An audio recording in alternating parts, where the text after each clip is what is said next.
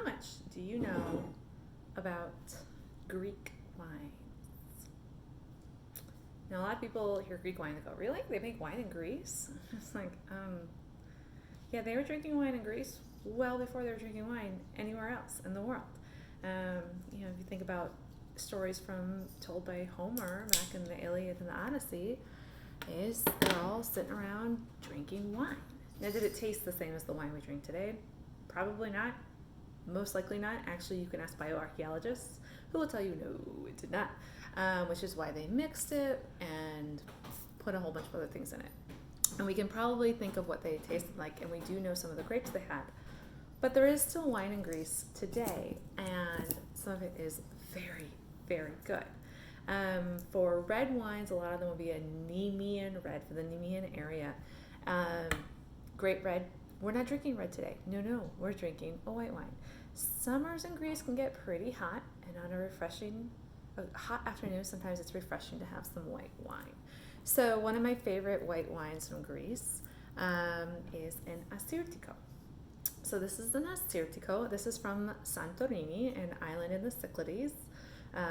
Beautiful, lovely island, very volcanic.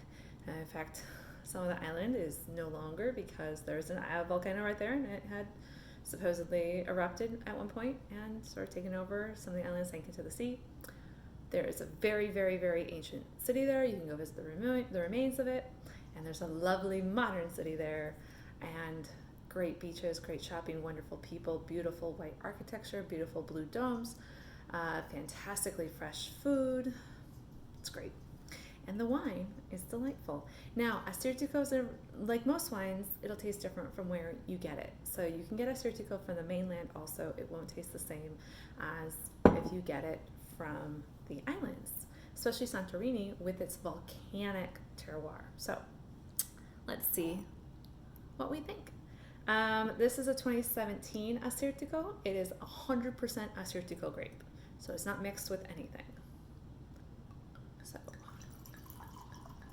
here you can see the color of it. It is a nice golden color. It's that straw yellow that you're getting from it. You might think this really like vibrant blonde hair would be the similar to it. Similar color that you might have of a Chardonnay or even a more powerful Sauvignon Blanc. So swirling it a little bit. Some people hold from the cup, by the way. That puts heat into the glass when you do that. So the reason we do hold from the stems.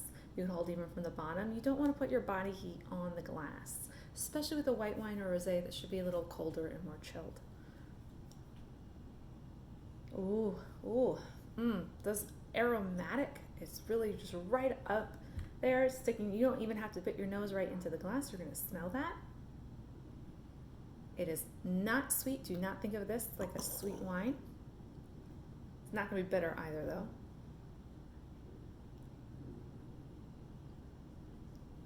It's very minerally.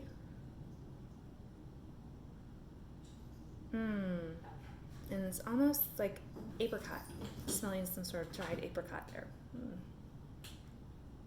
Not apple at all, like a Chardonnay or something.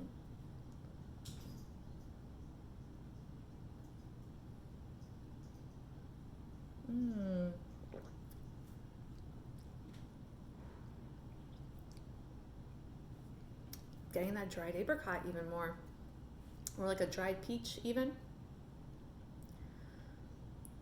It's a little sweeter on the tongue, but it's not, I would not call this a sweet wine.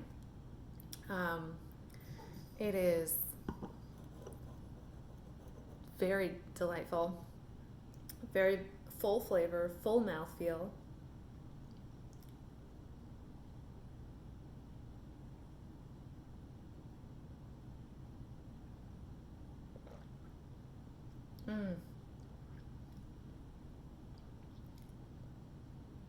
I kind of like want to look at my cheat sheet of possible minerally flavors because I'm getting something and I can't quite put my finger on it. But it's really nice. This is a great sipping wine. I'm actually going to pair it with some brie and crackers. It's just sweet enough that it'll cut with the cream of the brie, but it's big enough a wine that it'll also match the brie really well and it won't get drowned out by it. I think we're going to have some turkey burgers tonight, so it could go really well with that too. So it's not overwhelming flavor like a beef burger, but it's still got texture and meat enough to it that it won't be as light like a fish.